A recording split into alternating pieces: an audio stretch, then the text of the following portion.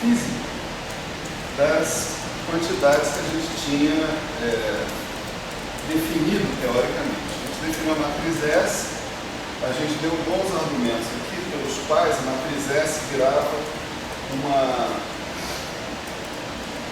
uma quantidade proporcional a uma delta, né, das energias, E alfa menos E beta, e em função da invariância translacional você também esperava que a matriz S virasse algo proporcional, simultaneamente proporcional à delta dos momentos, momento total final, mas momento total inicial.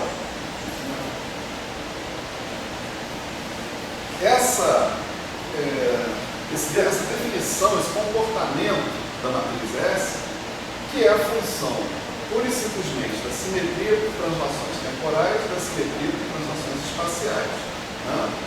Esse comportamento da matriz S torna o ato da gente pedir da gente calcular o módulo do S beta alfa ao quadrado problemático. Por quê? Porque nós vamos ter que lidar com delta ao quadrado, uma coisa desse tipo, né? Então, a gente, no final da aula passada, né, a gente idealizou uma maneira de abordar essa questão, né? Existe uma maneira rigorosa de abordar essa questão, que é você montar pacotes de onda e calcular a probabilidade de transição entre esses pacotes de onda. A maneira mais eficaz de lidar com isso é simplesmente você pegar e botar o sistema numa caixa. O que nós vamos ver agora nós vamos rever, na verdade, é que ao colocar o sistema numa caixa, a gente discretiza os momentos, né? Os momentos espaciais. A nossa caixa é uma caixa espacial, né? Discretiza os momentos e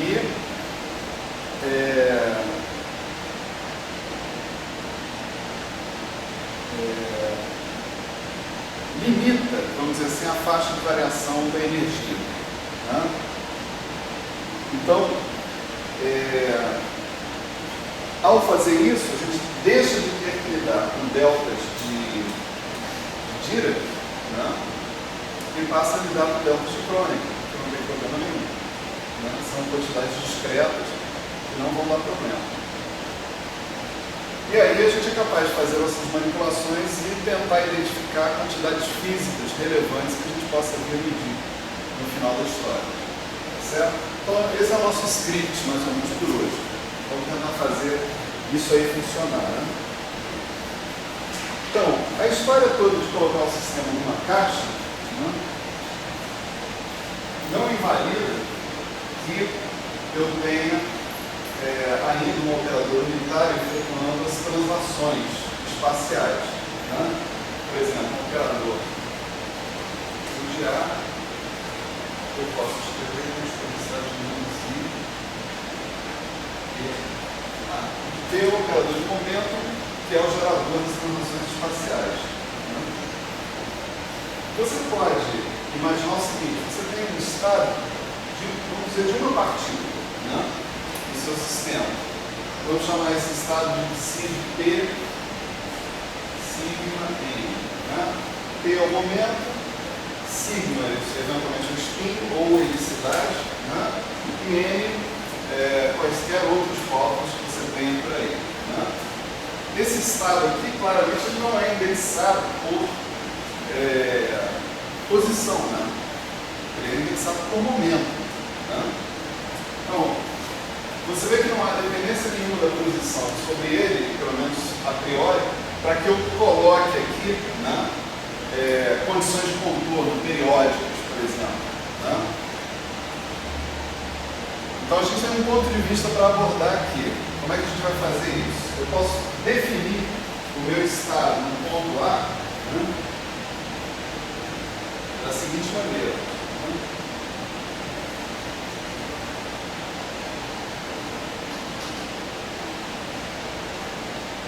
Sendo a ação do operador de translação sobre o estado original, que pertence aí a um ponto inespecificado, né?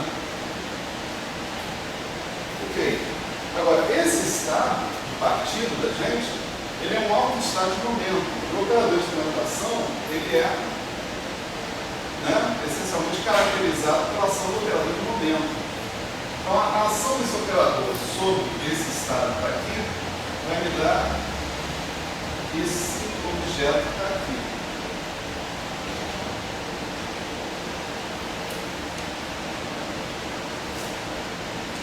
Tá certo? Onde esse P agora não é mais um operador, mas são os autovalores de momento, do cara que está lá. Você vai dizer, o estado independente de A é uma fase vezes o estado independente de A? Não. A dependência não é essa. Observa que você está trabalhando numa base onde o P é diagonal. E a sua fase depende de P. Se você passar por uma base onde o x é diagonal, por exemplo, essa exponencial aí não vai ser mais exponencial do número, vai ser exponencial do operador, gradiente, a escalar gradiente. Então é um operador bem complicado, em princípio. A gente vê isso facilmente na representação de posição. A representação de momento pode ser meio enganoso. Tá certo? Quer dizer, se eu tivesse uma fase independente do momento, independente dos outros números quânticos ali também, eu poderia dizer, isso é uma fase, ignora, fim de papo. Como ela é dependente do momento, eu não posso ignorar não, de jeito nenhum. Certo? Então isso é uma dependência em A que é não trivial desse estado, que é introduzida a partir do operador de translação. Certo? Então, maravilha. Você pode pensar o seguinte. Você pode pensar que se você está numa caixa,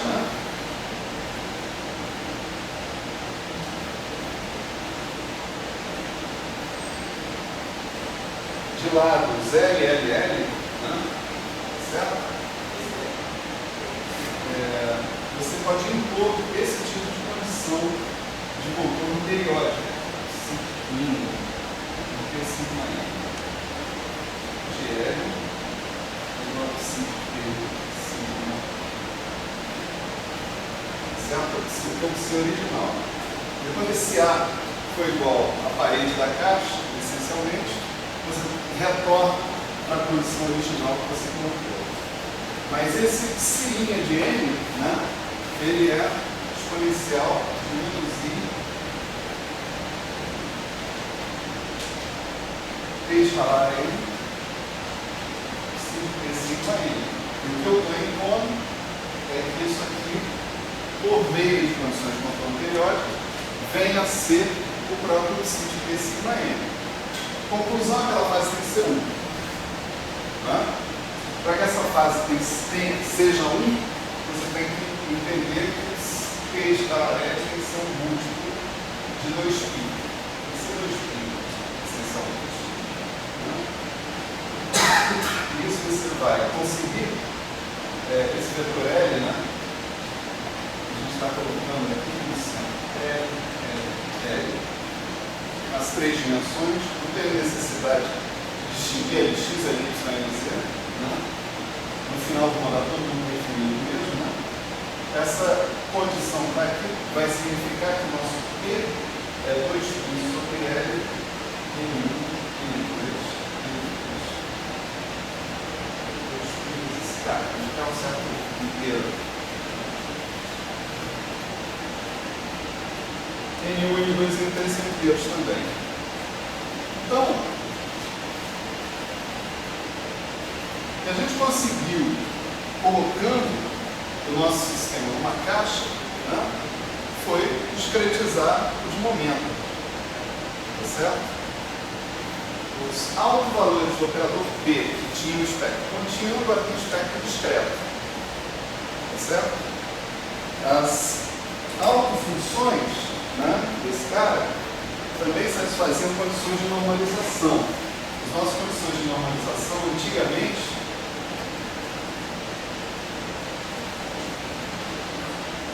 as nossas condições de normalização eram expressas dentro da delta de Dirac. Ou seja, esses caras eram não normalizáveis. Certo? Agora,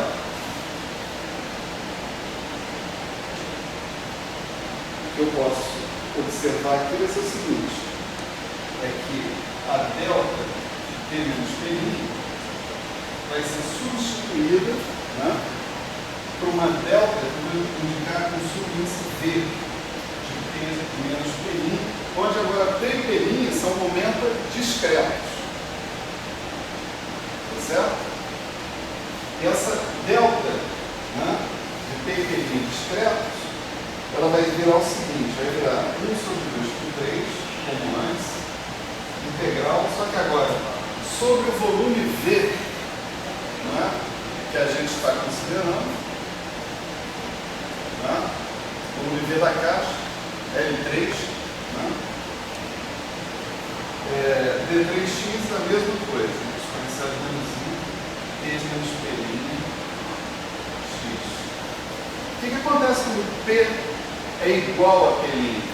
Aí, a tua exponencial dá 1, né? E a sua integral D3x sobre o volume dá V, é o próprio volume. Isso é divergente no limite, né, em que o V vai para o infinito, mas não é divergente para V finito. O que acontece quando P é diferente de P'? Né? Você pode abrir sua exponencial em cosseno e seno, você vai ter integral de cosseno de alguma coisa, 2πn sobre L x, tá certo? Dentro do seu intervalo de variação, menos L a L, por exemplo, cosseno de 2πn sobre L de y, assim por diante. Você faz essa conta e você observa que quando P é diferente de P', dá zero, sua integral. Zero mesmo, é bom. Uma conta simples que a gente aprendeu a fazer quando a gente estudou série de Fourier, né, lá no passado distante. Né? Então isso aqui dá zero quando P é diferente de P', isso dá V sobre 2π3 quando P é igual a P', tá certo? Então eu posso dizer que essa delta V de P menos P' é agora um negócio que eu vou chamar de V sobre 2π3 delta P'. Então isso aqui é uma delta de crônica, tá certo? Então já virou, né, uma coisa legal, né? A gente passou as deltas de Dirac para deltas de crônica, né? No meio da história.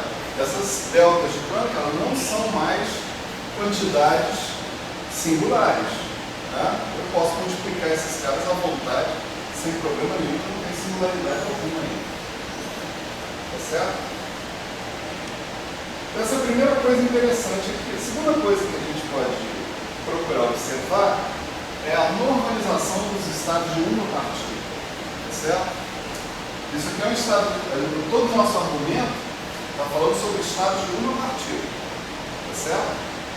Em seguida, né, nós vamos generalizar isso para a situação em que a gente tem um número arbitrário de partículas, ou seja, vamos considerar o espaço produto tensorial desses caras.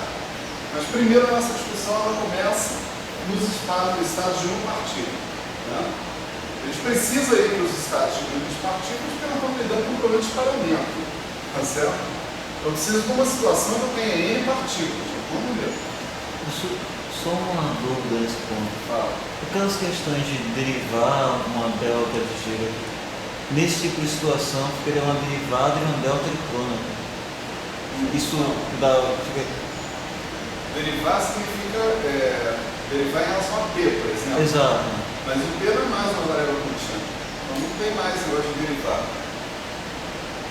Você pode fazer uma diferença finita, por exemplo. O que você chama de derivada da delta vai se transformar numa diferença finita de delta. Certo? Você não pode aplicar uma derivada num troço que não é mais função de uma variável contínua. Certo? Era isso? Era isso. Eu estava perguntando aqui como é que eu vou derivar esse negócio agora. Não, você não vai. Não deriva.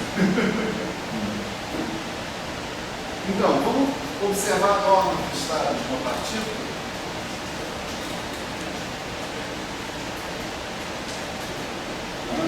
isso aqui antigamente, né, antes, isso era delta P1, né?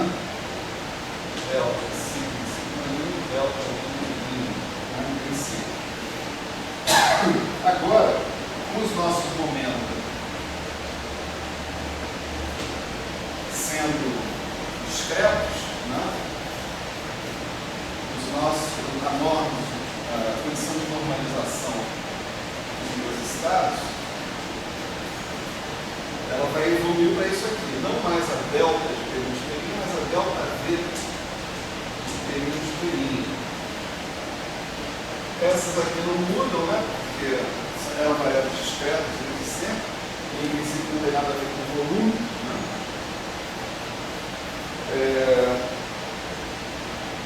E a nossa delta V era V sobre 2π3 delta P P', delta sigma delta I, né? Então, meus estados deixaram de ser normalizados. Eu preciso normalizar de novo, né? Isso aqui é uma normalização generalizada, né? Isso aqui não significava que o estado fosse normalizado, né? Esses estados não eram normalizados. Quando você estava P igual a P', estava infinito, no princípio, né? Agora eles são normalizáveis, mas eles não estão normalizados. Então eu preciso definir outros estados que estejam normalizados, tá certo?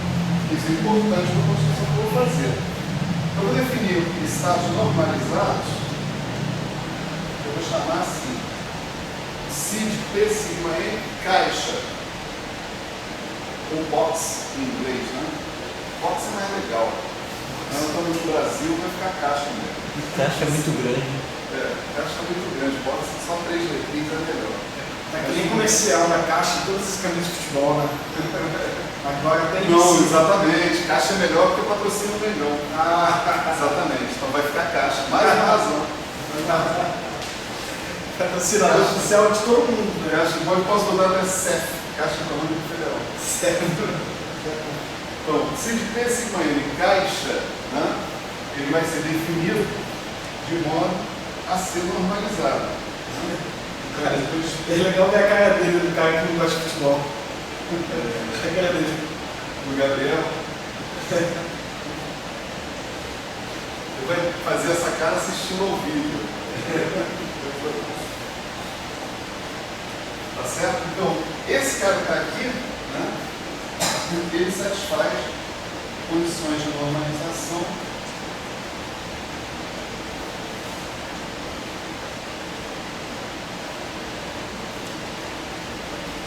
mesmo, né? O problema do caixa é isso aí, você complica se escrever do seu. Daqui a pouco acaba. Acaba a caixa. Acaba a caixa. Então, maravilha. Né?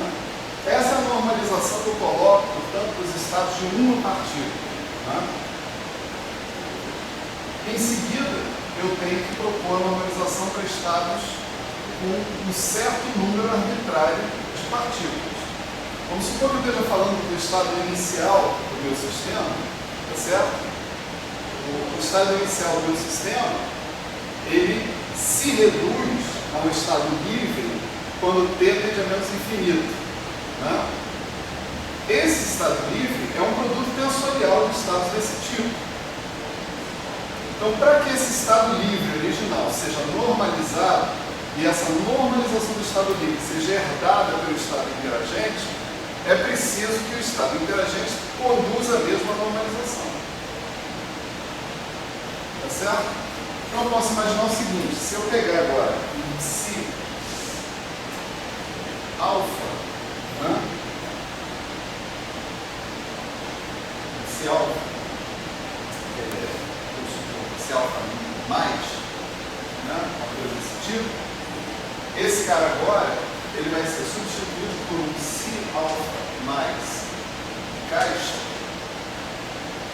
certo? Que carrega essa normalização para cada partícula que está ali dentro. Suponha que ali eu tenha N alfa partículas. Então eu tenho que definir um fator 2π3 sobre V elevado a N alfa sobre 2. Certo? Vezes um Si mais alfa. Coisa análoga eu tenho que fazer com Si menos delta, por exemplo.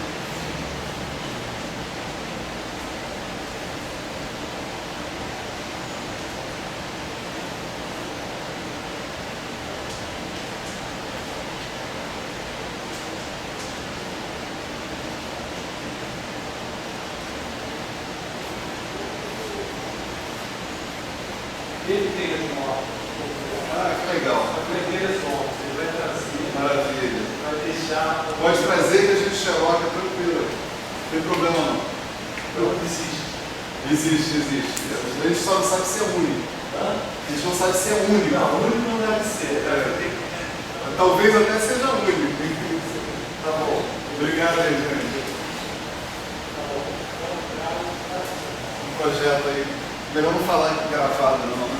O projeto não pode colocar gravado, né? Não vou gravar isso não. Não vai. Mas vou falar assim. Esse é um projeto que eu e o Nando damos de transcrever as notas de aula do curso do Bonini. Bonini é o parceiro daquele cara ali, do Jean Piaget, né? Um dos criadores da representação dimensional. E o cara já morreu, mas foi membro aqui do CDPF, e ele dava um curso de teoria de campos, que era um curso absolutamente fantástico.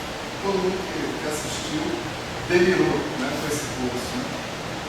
E tinha um conjunto de notas de aula que fornecia esse curso, etc. e tal. E a maior parte das pessoas perdeu isso, extraviou, ninguém tem mais. Aí ele acaba de apresentar um cara que tem.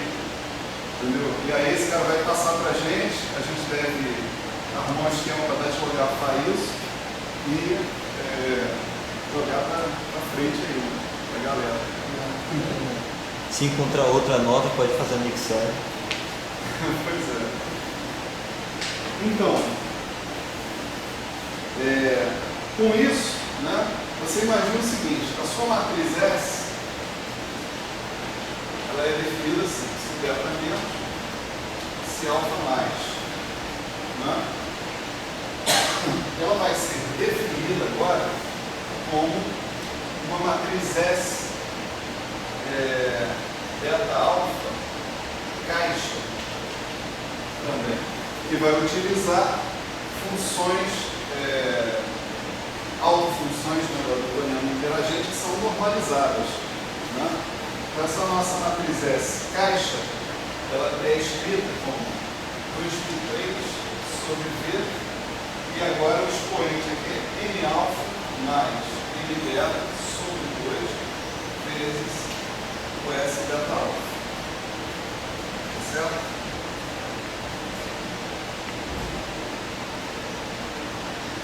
Ocorre que nós não temos, né, apenas a delta de momento aparecendo na matriz S, nós também temos a delta de energia. Né? Para lidar com a delta de energia, a gente escolhe uma outra estratégia. Né? A gente escolhe a estratégia de suavizar nossa delta de energia. Tá certo?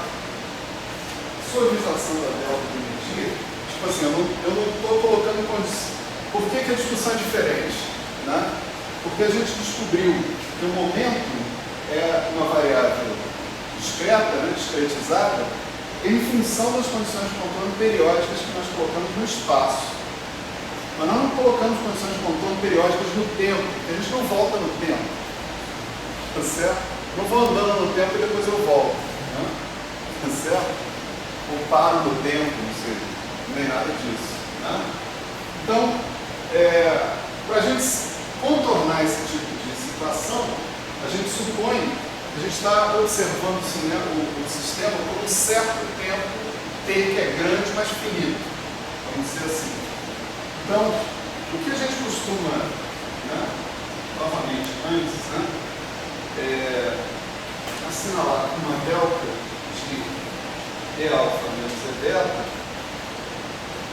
é um objeto assim.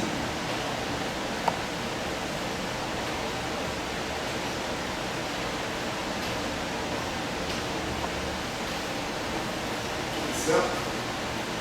O que nós vamos fazer é restringir essa faixa de integração a menos t sobre 2, t grande sobre 2, até t grande sobre 2, de modo que o comprimento, né, da integração toda seja t, menos t grande sobre 2 é para eu lembrar que eu posso observar o sistema em t grande igual a menos infinito, né, no futuro.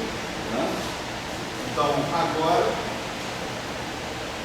a minha delta de E alfa menos E beta, ela vai para uma delta T de E alfa menos E beta, que é 1 sobre 2π integral menos T sobre 2 a T sobre 2 exponencial E alfa menos E beta dt. Se essa quantidade é uma função concentrada em E alfa igual a E beta, tipo assim, como se fosse a delta, né? 0 para E alfa diferente de E beta, 1 para E alfa igual a E beta. Quando você elimina esse vínculo de integral de menos infinito para mais infinito, o que você obtém não é a delta de Dirac, mas é uma família de funções dependentes de t grande, que assintoticamente, quando t grande tende a infinito, tende a delta de Dirac. Então são funções que são concentradas com uma certa largura, né, em torno de 1 sobre t, né, vamos dizer assim, uma certa largura em torno de E alfa igual a E beta, certo? Essa função delta t não tem problema nenhum a gente multiplicar uma pela outra também. Elas são funções regulares. Tipo, essa delta t, né, é uma função desse tipo, né, E alfa.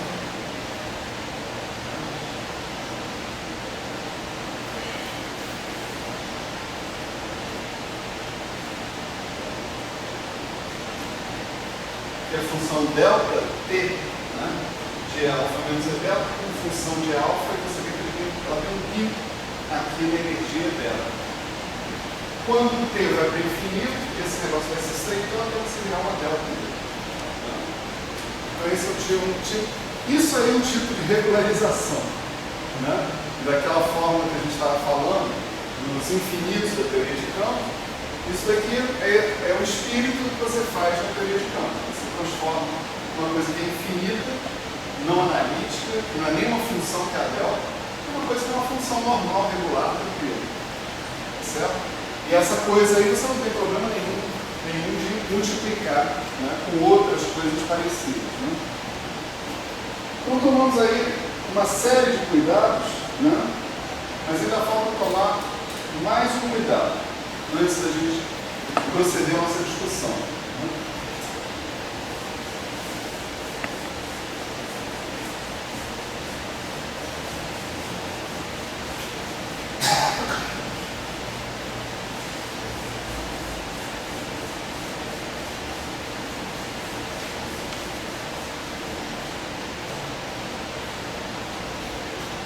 Nosso cuidado aqui é o seguinte: a gente pode ter, por hipótese, o sistema preparado em um certo estado alfa, né, onde a gente conhece bem os momentos das partículas, etc. E tal. Mas, à medida do que eu vou fazer no estado final, né, que é o estado beta, ela nunca é feita com as partículas precisamente. Partícula 1 comenta exatamente P1, partícula 2 comenta exatamente P2, partícula 3 comenta exatamente P3 e assim por diante. A gente nunca faz isso. Né? A gente sempre mede o momento da partícula 1 dentro de um certo intervalo delta P1, dP1, D3P1, o momento da partícula 2 dentro de um certo intervalo D3P2 e assim por diante. Né? Então, na verdade, a gente tem que pegar a nossa probabilidade, né, e interpretar a nossa probabilidade como uma certa quantidade quantidade infinitesimal, né? Da mesma maneira como a gente interpreta a função de onda normal. Você tem um psi de xt, uma amplitude de probabilidade. O módulo de psi de xt ao quadrado é uma densidade de probabilidade.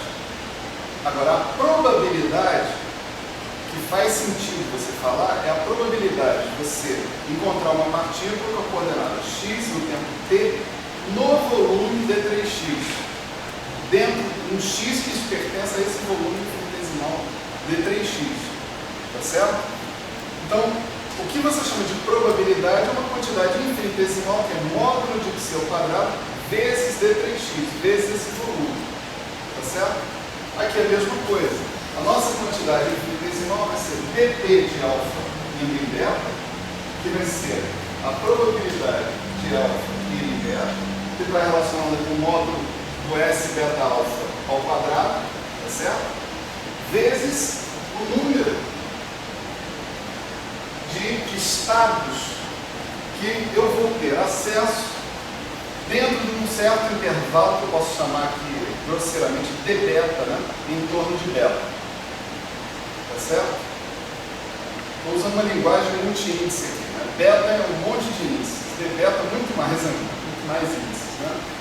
Então eu tenho que contar o número de estados, tá certo?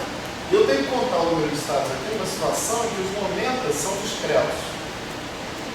Né? Então, como é que eu conto esse número de estados? É muito fácil. Né? Se eu lembrar que o P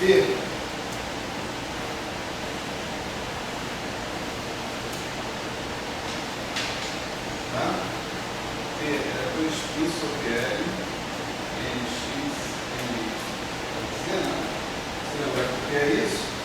Então eu vou ver o seguinte, que o número de estados dentro de uma certa faixa de valores ΔNx, né, é igual a d3p, né, L, desculpa, d3p não, dpx L sobre 2π. Então você pegar Nx é igual a Px vezes L sobre 2π. Ny é Py L sobre 2π, assim por diante. Tá? Então, o número de estados que você vai encontrar dentro dessa faixa ΔNx é dpxL sobre 2π. ΔNy, dpy L sobre 2π. ΔNz, etc. Né? Então você tem o ΔN, né, que é ΔNx, ΔNy, ΔNz, né, que vai dar L3 sobre 2π3 d3p. E isso é o meu volume. Tá certo? Isso é para uma partícula, né? Estou falando de um momento. Se eu tiver N beta partículas, certo? Esse é o número de partículas no estado final, N beta, o que eu tenho que fazer é multiplicar esse ΔN, né? O ΔN1 d3p1, ΔN2 d sobre 2/3 d3p2, assim por diante, tem que multiplicar esses ΔNs todos, né, para obter isso aqui, ó. Delta N beta é delta N1, delta N2, delta N beta, né? Isso aqui vai dar d sobre 2/3 elevado a N beta d3p1 d3p N beta, né? É d sobre 2/3 elevado a N beta vezes o que eu convencionei chamar de d beta. Certo? Veja que eu não tenho nenhum problema com a faixa de valores, por exemplo, do spin ou dos outros números quânticos. Eles são discretos. Esse sim eu não preciso contar. Tá certo? Esse eu não preciso contar. já estão fixados. Então, se eu agora juntar todas essas coisas, o P de alfa beta é esse cara que está aqui. Né? P de alfa e beta é o módulo do S beta alfa ao quadrado. Essa é a densidade de probabilidade desse processo acontecer. Né? Então, juntando as coisas, eu tenho dp de alfa e beta, que vai ser V sobre 2π3 elevado a n beta vezes o E beta, está aqui, vou escrever o E beta aqui no último, tá certo? E o módulo do S beta alfa na caixa, que a gente acabou de obter ali, ó, né? Vai ser 2π3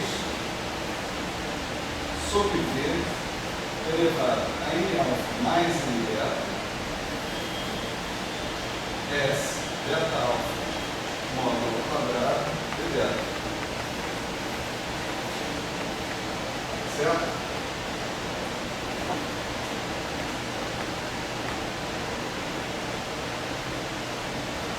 Então você vê que os fatores associados com N beta vão todos embora. Certo? Isso é interessante. Né? Não tem nenhum problema de divergência associado com os meus estados finais. Só com os meus estados iniciais. Né? Deixa eu escrever a expressão final. Aqui a gente tem 2π3 sobre V elevado a N alfa módulo de S beta alfa ao quadrado de beta. Certo? Alfa é o estado inicial. Então, se eu tenho algum problema de divergência aqui, está associado com os estados iniciais. Certo? Agora vamos entender como é que a gente lida com a questão das deltas, né? As deltas estão aqui dentro desse cara. Né?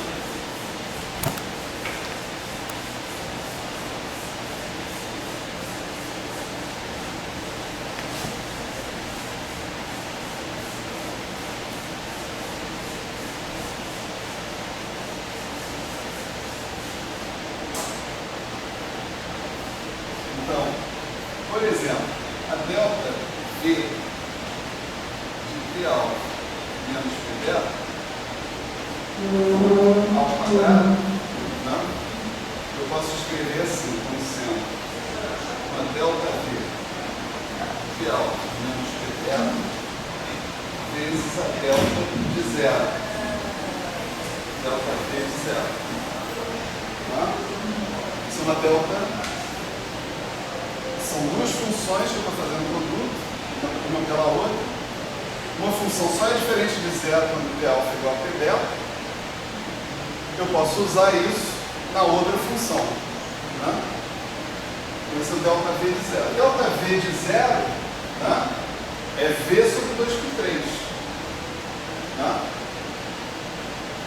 Então isso daqui é V sobre 2π3 delta V P alfa menos P beta.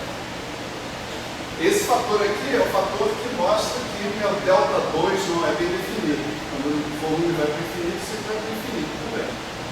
Né? A delta T, né, a gente usa um truque completamente similar.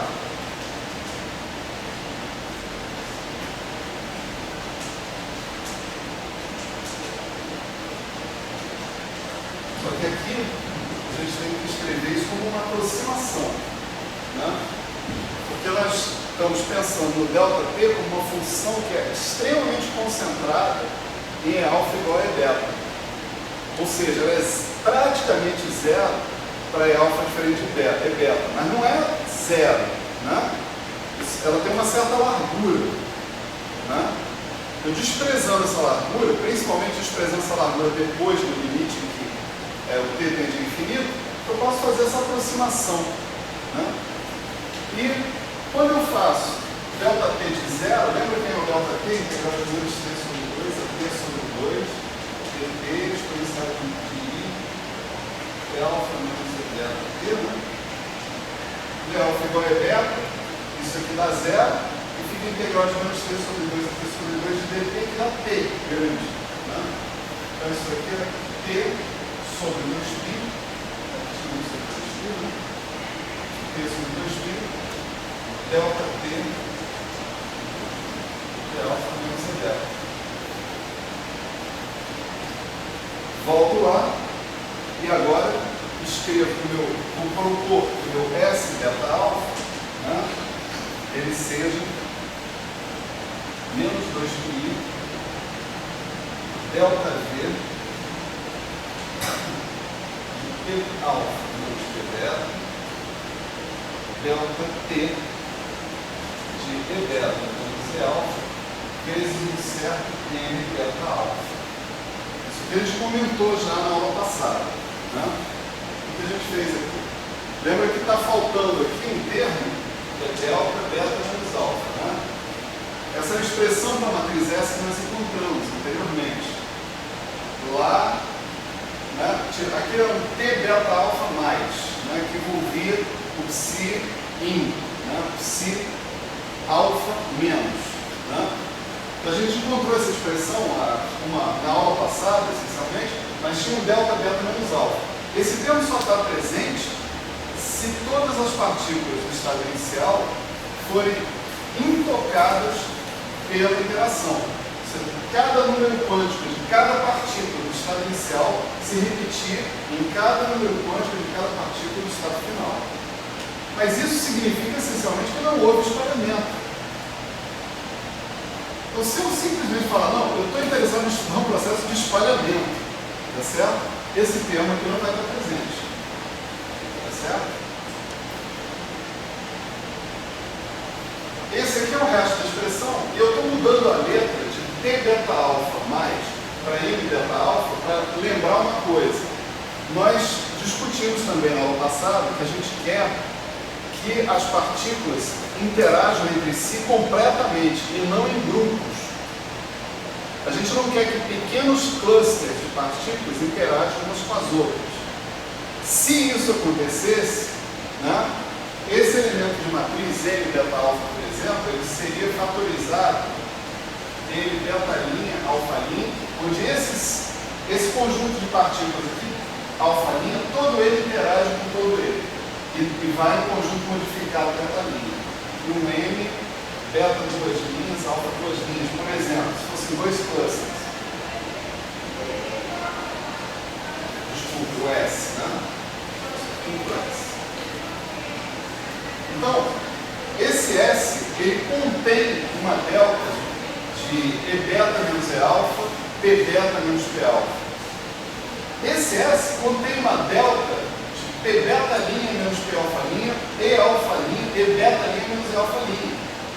E esse contém outra delta. Então, quando você levar isso aí ao módulo disso ao quadrado, você vai ter mais problemas de delta ainda. Tá certo? Então, é melhor não considerar esses caras. Mas eu posso não considerar esses caras, né? Mas posso sim. Posso não considerar esses caras, porque realmente os processos que são interessantes de ser estudados do ponto de vista experimental são os processos onde todo mundo interage com todo mundo. Se eu conhecer todas as probabilidades associadas com processos desse tipo, eu posso montar processos desse tipo e fazer um produto, pura e simplesmente. As probabilidades são probabilidades independentes, produto dos eventos independentes, ou probabilidade de eventos independentes é o produto da probabilidade de cada evento. Não tem problema. Então, a gente mudou de notação, aqui era T beta alfa mais, a gente mudou daqui para cá para indicar que nesse M beta alfa, a gente não espera possuir subdeltas de conservação, do tipo delta de P betalinha menos P alfalinha, coisas desse tipo. Ou seja, eu não quero que as partículas deixem de interagir ou interajam apenas dentro de grupos restritos. E isso eu não quero isso aqui.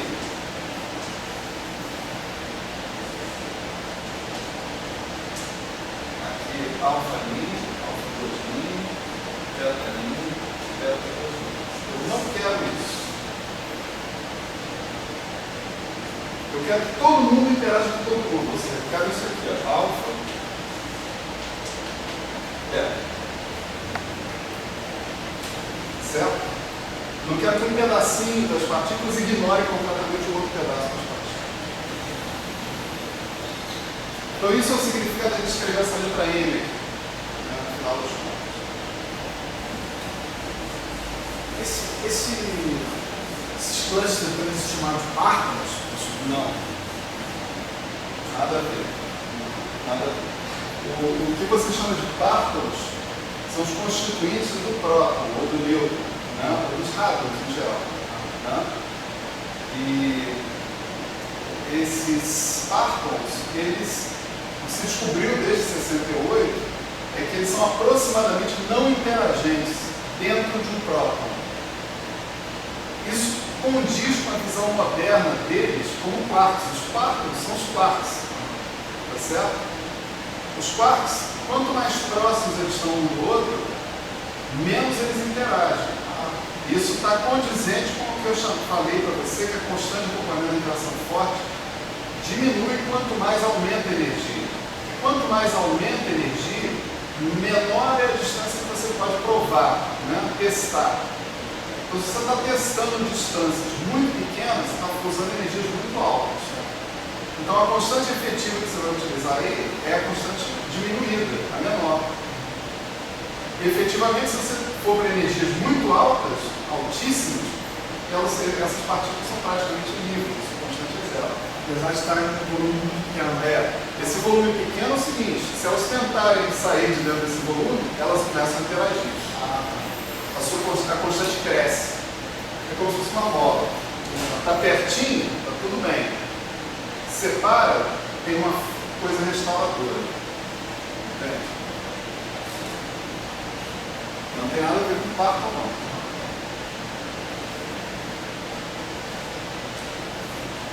Maravilha, estamos quase lá então. Né? Agora, o que a gente precisa fazer é substituir essa expressão do S beta alfa aqui dentro. Então, vou carregar comigo uma delta V de P alfa menos P beta, uma delta T de alfa menos P beta e fatores de volume e de tempo, aqui no meio da história. Né? Eu vou encontrar essa expressão aqui, de P de alfa e beta, vai ser, né? 2π3 sobre T elevado a N alfa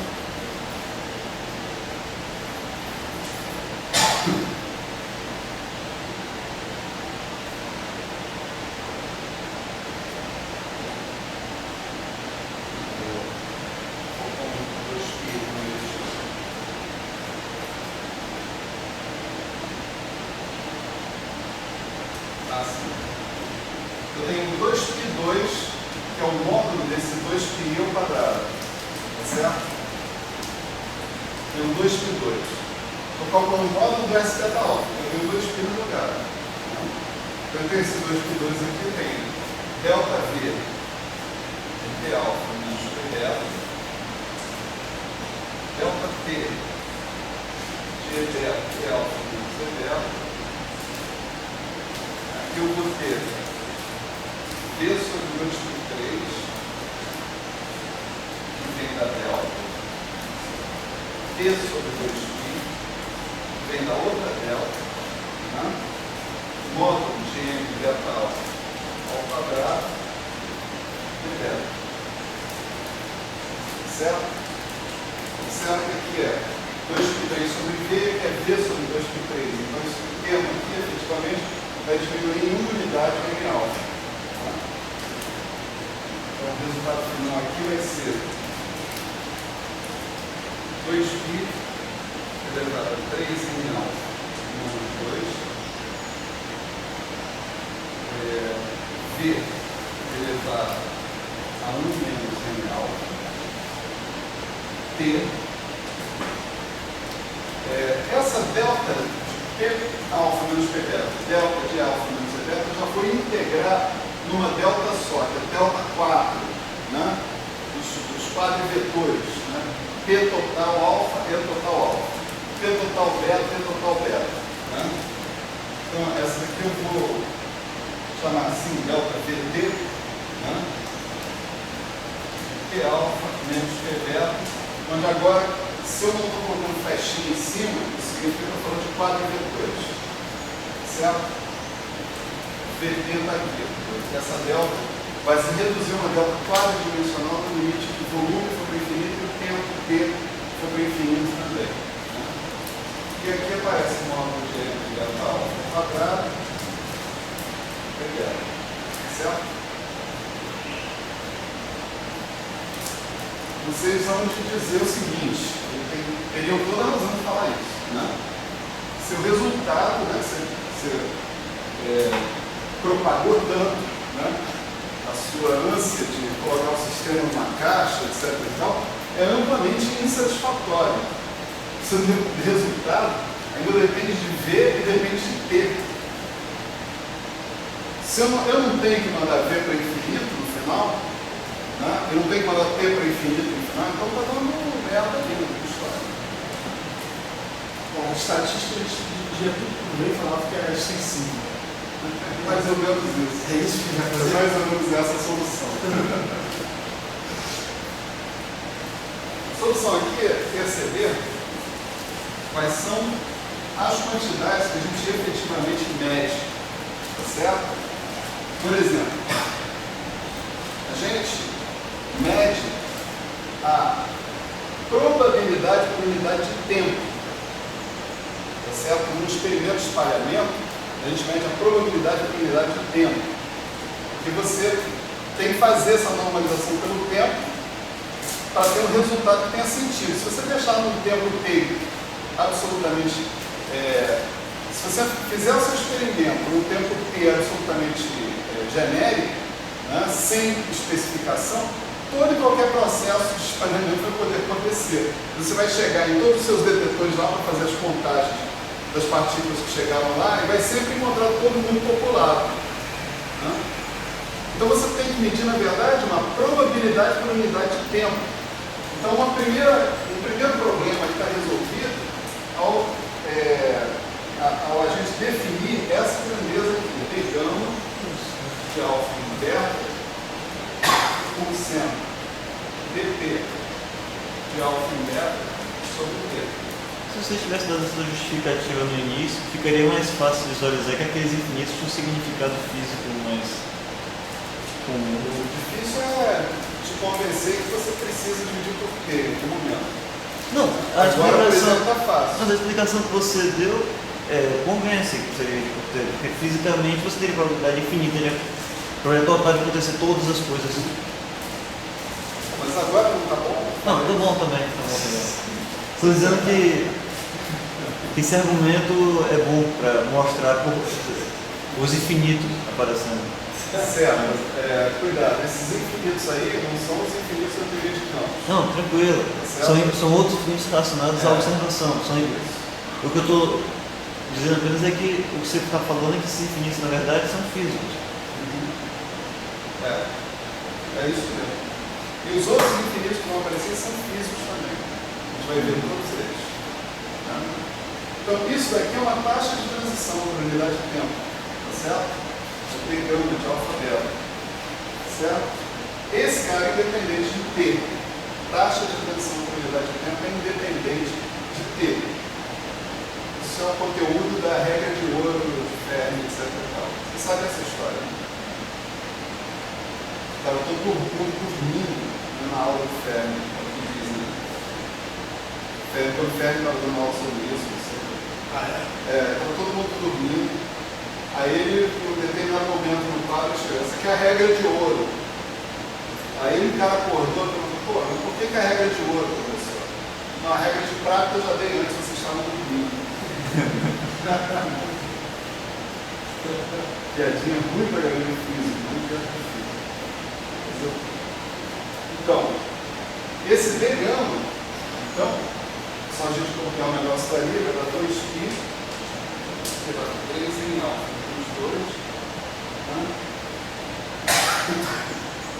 D elevado a 1 em alfa, delta, P beta menos P alfa. Vou continuar com o PT aqui mais um tempo. 9 de delta ao quadrado, D beta. Certo?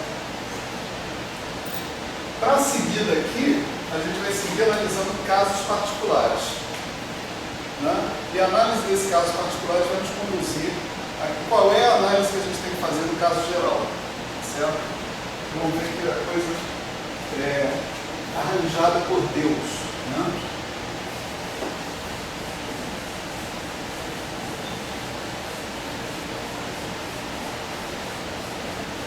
Sem qualquer tipo de proselitismo religioso, estou falando para conta. Enfim, a primeira situação que nós vamos considerar é essa aqui, N alfa igual a 1. Né? N alfa igual a 1 significa um processo de decaimento. Não é isso? Você tem uma partícula no estado inicial e essa partícula vira N partículas aí no estado final. Ela decai de alguma maneira. Certo? Bom, esse caso foi escolhido sob medida, né? Para as pessoas ficarem felizes. Com N alfa igual a 1, você se livrou, acabou de se livrar do seu fator de volume. Não tem mais dependência nenhuma no volume. O seu termo 2π vira só 2π mesmo. Né? Então, a sua taxa de transição era simplesmente 2π delta 4, né? De P alfa menos P beta módulo de N delta alfa ao quadrado de beta. Então, se o seu problema for analisar, né, ali alfa implicitamente é um rótulo de momento de uma partícula, P sigma N, né, para uma partícula. Se o seu problema for analisar uma taxa de decaimento, tá certo? Se calculou a matriz S, praticamente já está tudo resolvido. Né? E só tem que integrar sobre os estados finais e multiplicar sobre 2π. Integrar sobre a faixa de estados finais que você está considerando. E multiplicar por 2π. Tá certo? Maravilha. Vamos ver N alfa igual a 2. Então,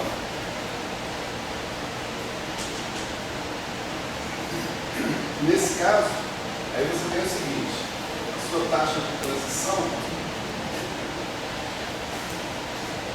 ela é 2π a quarta, né? 3 vezes 2, 6 menos 2, 4. Né? 2π a quarta, 1 sobre V, delta 4, P alfa menos P beta, módulo de N delta ao quadrado, D beta. Esse 1 sobre V, a gente pode interpretar também de uma maneira interessante.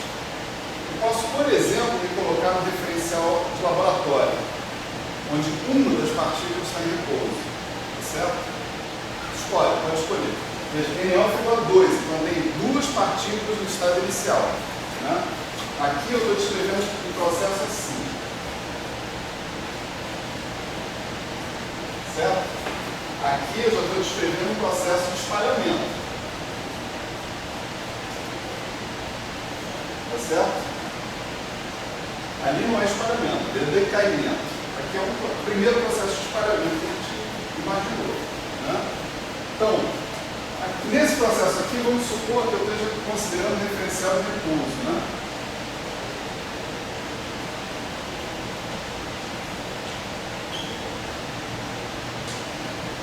Da partícula 2.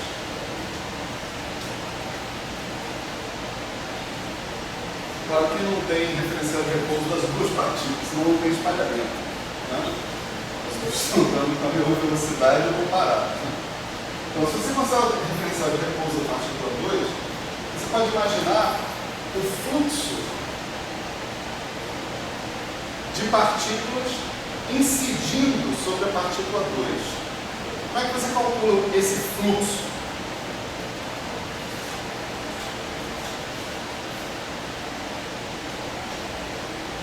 Só vai entrar uma partícula nela e vai sair o resto. Esse fluxo, né? Só um minutinho, tá?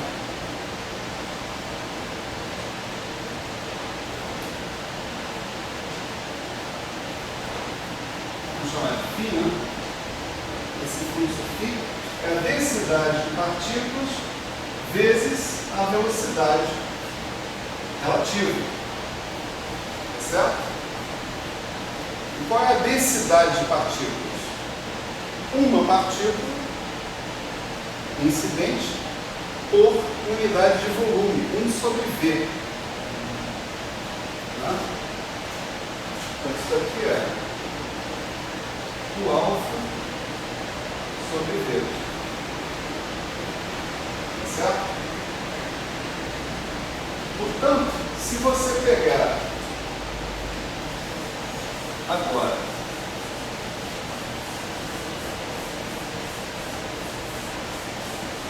a sua taxa de transição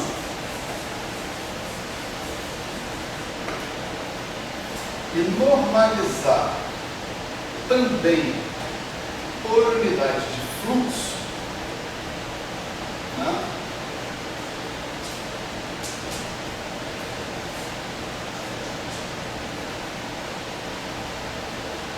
Isso faz sentido, não é? Porque eu devo esperar resultados diferentes se eu estou incidindo com uma partícula em cima do meu alvo ou com um monte de partículas em cima do meu alvo. Então eu deveria normalizar a minha taxa de transição pelo fluxo de partículas que estou colocando, que estão chegando lá. O resultado que eu vou obter aqui nos meus detetores é função do quanto que eu estou jogando aqui. Não é? Então, o resultado que faz sentido de ser analisado fisicamente é a taxa de transição por unidade de fluxo. Você agora divide isso aqui pela unidade de fluxo, nosso fluxo é aquilo ali, isso significa você multiplicar por D sobre o alfa, né? O D gama de alfa beta que está aqui. 2π elevado à quarta, 1 sobre V, alfa 4, de alfa menos delta, 9 quadrado de delta. O cara some, né?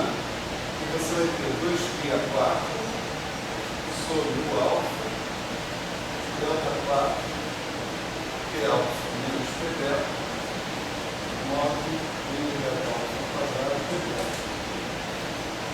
Essa quantidade, que é a quantidade que faz sentido considerar quando você está considerando o espalhamento de duas partículas, é completamente independente do volume.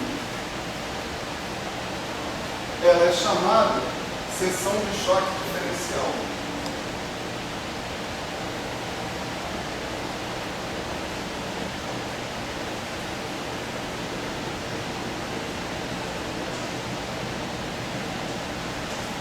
Seção de choque diferencial, portanto, é uma probabilidade de transição por unidade de tempo, por unidade de fluxo.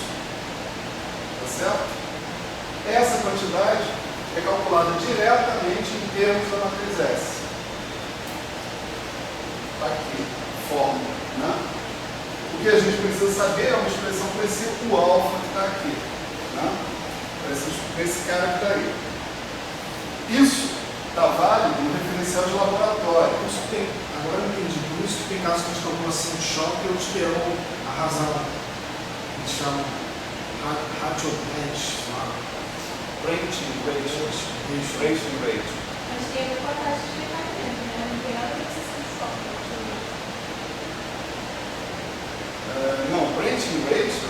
taxa de decaimento. Cross-section é a seção de choque. Então, um está no caso 1 e o outro está no caso 2. Isso.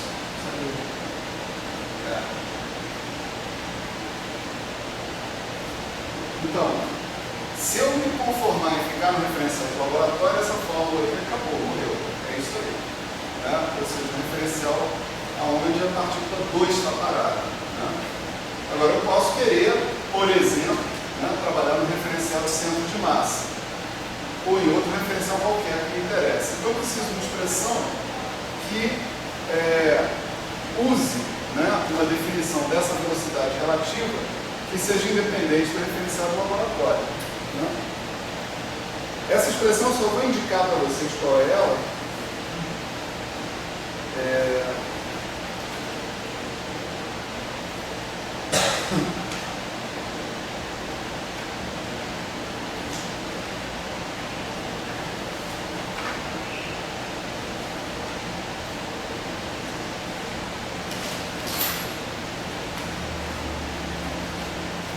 Vou colocar ela aqui e aí vou só comentar alguns casos particulares.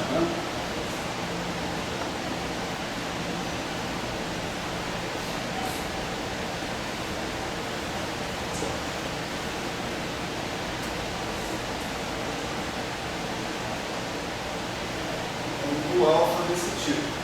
Por exemplo, se você tiver no referencial de repouso da partícula 2,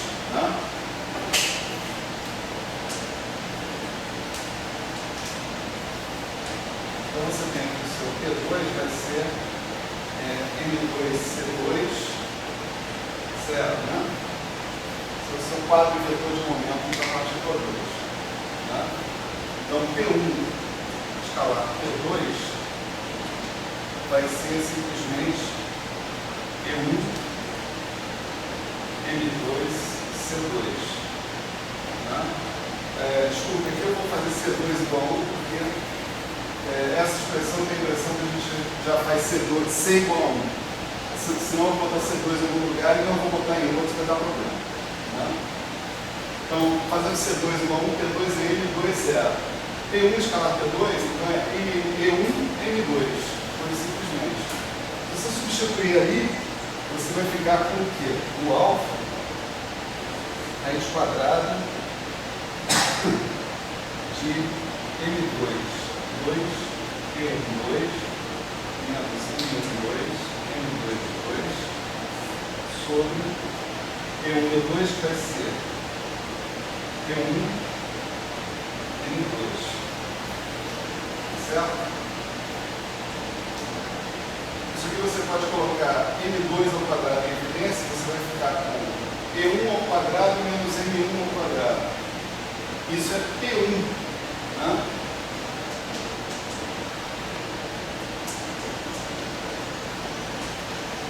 Módulo de P1 ao quadrado. Então, esse numerador todo ele é M2 ao quadrado módulo de P1 ao quadrado. Então, a raiz quadrada dele vai ser M2 módulo de P1 dividido por E1 M2. Cancelou o cara aqui, isso dá P1 sobre 1. Tá certo? Só para relembrar, se a gente usar as expressões relativísticas do momento e da energia, isso daqui é exatamente a velocidade da partícula 1. Porque o P1 é M V1 sobre raiz de 1 menos V2 sobre C2. Que é o que eu tornei com sangue. E o E1 vai ser M1C2 sobre raiz de 1 menos V2 sobre C2 também. Então esses caras cancelam, o E1 cancela, isso daqui é o V1. Então tomei a partícula 2 em repouso, isso aqui é exatamente o V1. Então, nesse referencial, o alfa coincide com a velocidade relativa. Então ele coincide com a velocidade relativa em qualquer referencial. Por quê? Porque essa expressão que está aqui dentro é uma expressão escalar. Certo?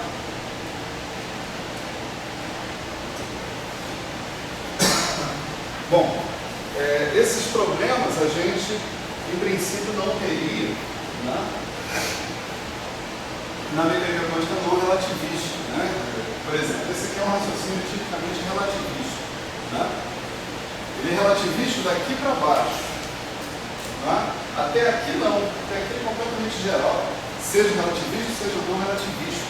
Ele implica apenas em eu estar procurando as quantidades fisicamente interessantes de serem medidas. A quantidade interessante de ser medida é a taxa de transição por unidade de fluxo, que essa é a sua história. Certo? Muito bem. E se eu quisesse fazer N alfa igual a 3? Né? Vamos só discutir rapidamente aqui. Se eu tiver N alfa igual a 3, o fator é um fator V2, né, de volume. O que é N alfa igual a 3? São 3 partículas no meu estado inicial, indo colidir.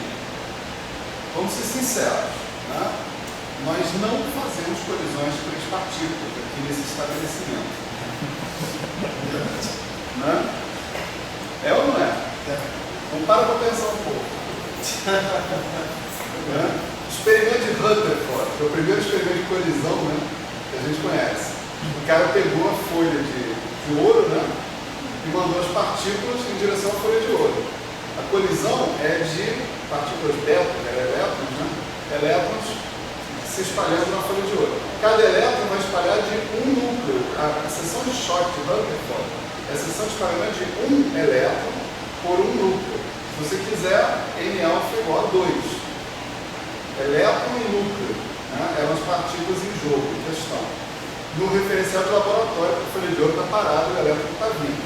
Né? N alfa igual a 2. Vai lá para o CERN. Né? No CERN você pega um feixe de prótons, outro feixe de prótons, ou ao contrário, e você faz esses feixes de prótons colidirem em 4 grandes detectores lá, né? O Alice, LHCb, CMS, Atlas, né? Nesses 4 detectores você faz esses feixes de prótons colidirem uns com os outros. Mas a colisão é de um próton com um próton. E você analisa os produtos dessa colisão. Novamente N alfa igual a 2. Pega o LEP, né? Large Electron Positron Collider, né? Que era no Fermi-Lab. Né? Você faz elétrons e pósitrons colidirem. Novamente você faz um anel de armazenamento, joga um elétron para um lado, um pósitron para o outro, boost. Né? Mas é um elétron e um pósitron o tipo de colisão que você está analisando. N alfa igual a 2. Então todos os aceleradores de partículas que a gente conhece foram feitos para colidir 2 partículas. Não tem acelerador de partículas para colidir 3. Por quê? Imagina a dificuldade para ser um negócio desse. Não que seja proibido, né? Você, por exemplo, poderia fazer um experimento de Rutherford com 2 aceleradores lineares mirando no mesmo núcleo. Exato. Porque Você tem que ter uma pontaria desgraçada. Porque com um elétron chegando lá na folha de ouro, esse elétron vai escolher um núcleo lá para ele espalhar e pronto. Não te interessa saber qual é o núcleo que ele escolheu. Interessa você medir o elétron que espalhou lá do outro lado e acabou. Você sabe que aconteceu o espalhamento. você Você faz a conta e prevê quanto é que é a probabilidade daquilo ali acontecer.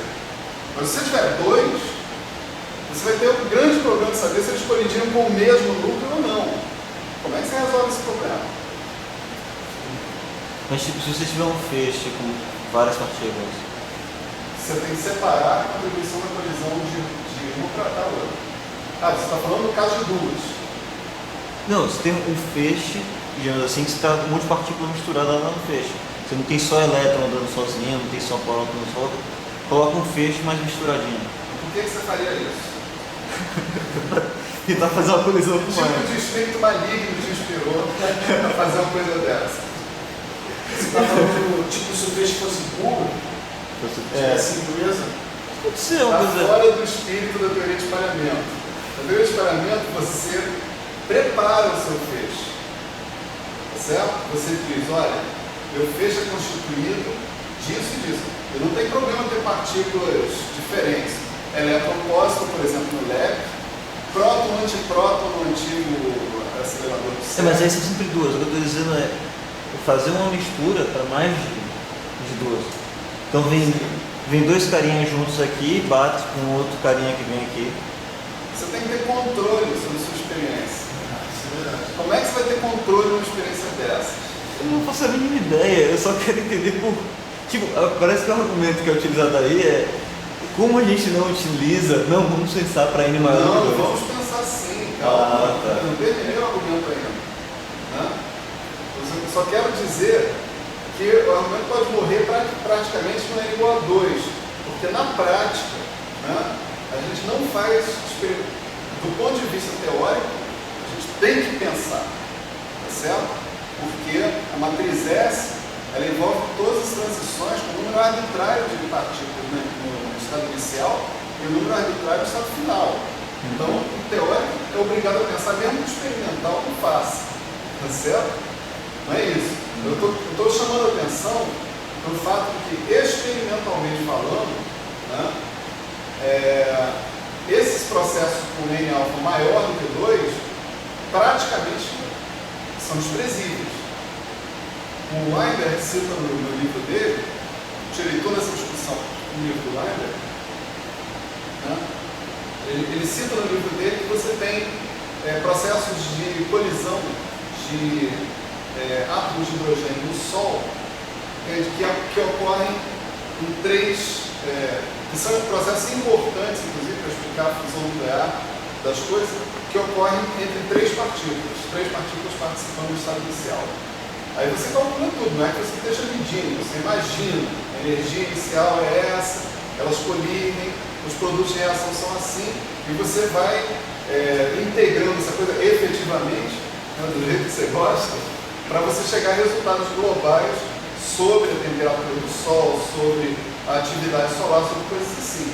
Então esse é um processo que é interessante dentro desse contexto, mas ele não foi além disso. O próprio Weinberg falou, esse processo de três partículas, o que eu conheço é esse, tá certo? E não parece nada além disso. Então, do ponto de vista prático, experimental realmente, a coisa praticamente morre em N alfa igual a 2, tá certo? Mas se, por exemplo, eu resolvesse o problema técnico, né, de descobrir, eu apontei os dois aceleradores lineares para o mesmo próton, tá certo? O próton está lá, quieto. Apontei para o mesmo próton. Consegui fazer a colisão. Consegui medir os produtos dessa colisão. Não me pergunte como, experimentalmente, o cara conseguiu fazer isso. Não sei, certo? Não ia dizer, não quero saber não. Até quero saber. Né? Como é que eu calculo uma quantidade física relevante que eu vá poder medir e associar com essa experiência? Eu generalizo a situação que está acontecendo aqui. Aqui eu tenho que normalizar pelo fluxo de uma das partículas incidindo no alvo. Se eu tiver duas partículas incidindo no alvo, eu tenho que normalizar pelo fluxo de cada uma das partículas incidindo no alvo. Cada um desses fluxos vai carregar um fator de volume do tipo 1 sobre V. E o 1 sobre V2 vai cancelar do mesmo jeito. A gente vai ter velocidade relativa da partícula 1, velocidade relativa da partícula 2, vai ter dificuldades para montar, por exemplo, uma quantidade, o alfa, né, que seja função que se reduz a velocidade relativa no diferencial especificado, mas o nosso problema já virou um problema cinemático aí. Né? O problema de especificar a quantidade física, né, parece bem claro agora. Se eu aumentar o número de partículas, eu tenho que normalizar pelos fluxos de partículas incidentes. Certo? Eu sempre vou conseguir uma quantidade física bem definida. Isso é muito importante, muito embora não seja, não tenha importância experimental, mas é muito importante, vamos dizer assim, epistemologicamente, né? Porque eu tenho que conseguir fazer a experiência, né, e medir aquela história. Eu mandei para vocês o artigo gráfico, né? Todo mundo recebeu? É que a gente estava discutindo aqui na sala, né? Eu falei que o Dyson, né, ele participou da comemoração do aniversário dos seus próprios 90 anos, né, do Dyson, e ele a contribuição dele ao workshop foi um trabalho sobre se é possível você detectar um gráfico ou não. E sobre algumas circunstâncias, aparentemente ele diz, algumas hipóteses, né, que ele faz, diz não é possível. Se isso aí fosse generalizado realmente, né, para todas as situações, né, você ficaria em pauta de aranha, eu acho, né, em qualquer teoria de gravitação quântica que diga que tem gráfico. Né? Seria estranho. Então a gente sempre tem que trabalhar na teoria tendo a possibilidade experimental à mão, à vista. Porque sem a possibilidade experimental não somos nada. Está registrado aí. O Rodrigo não brigar comigo. Tá certo? Tá, eu acho que é de bom tamanho de hoje. Tem bastante material para pensar aí. Deixa eu só indicar para vocês quais são os próximos